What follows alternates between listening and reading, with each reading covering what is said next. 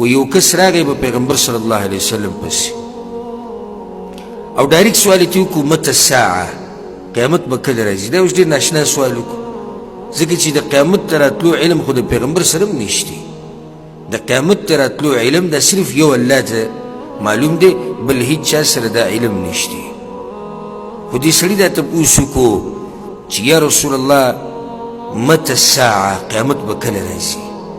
پیغمبر صلی الله علیه وسلم غلی شو، څه جواب یې ورنکړو د دې خبرې. نو بیا صحابه کرام خپل منځ کې خبرې کولې.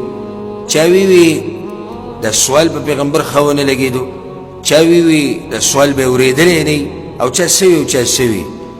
خو بیا څه وخت بعد پیغمبر صلی الله علیه وسلم اواز وکړو، وی هغه څه شو، هغه تپوس چې د قیامت په باره کې کوو. هغه راپاس یا رسول الله زه یم، وی ماذا اعددت لها، ته خو تپوسونه ډېر کې د قیامت په باره کې چې قیامت به کله راځي، خو سړي تیار کړي دي د قیامت لکه هسې صرف تپوسونه کې. ځکه چې د یو نیم سړی صرف د تپوسونو مشیني، تپوسونه ډېر کې خو عمل نه کوي، صرف د تپوس لپاره تکړی. چېرې د عالم سره کېناسته او بس سټارټ به شي او لیست به راوالي د سوالونو، او دا داسې او دا داسې او دا به څنګه کوو او دا به څنګه کوو، او عمل بیا په یو باندې هم نه کوي. صحیح د قیامت به کله راځي دا ستا سوال دی، خو غټه خبره دا ده چې تا تیار کړي د هغې دپاره څه دي.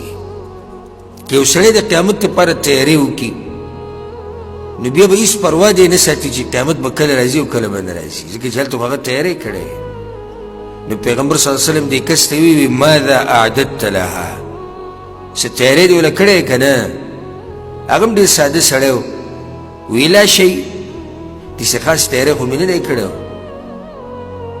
نه داسې ډېر مونځونه او نه داسې ډېر زکاتونه صدقې، خو به دغه مونځ او کم زکات او کم عبادت چې ربنا الله فرض کړی دی هغه کوم.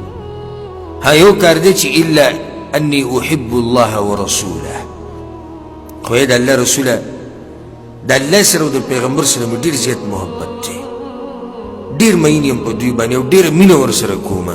دا زما یو خاص کار دی وایي چې تا ته یې ووایم.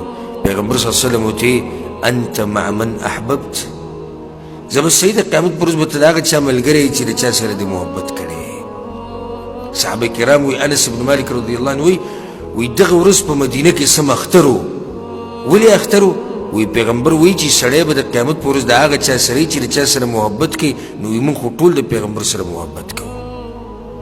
چې کله ته د پیغمبر سره محبت کوې ته به د هغه سره په جنت کې یوځې، ته به د هغه سره په جنت کې ګاونډي.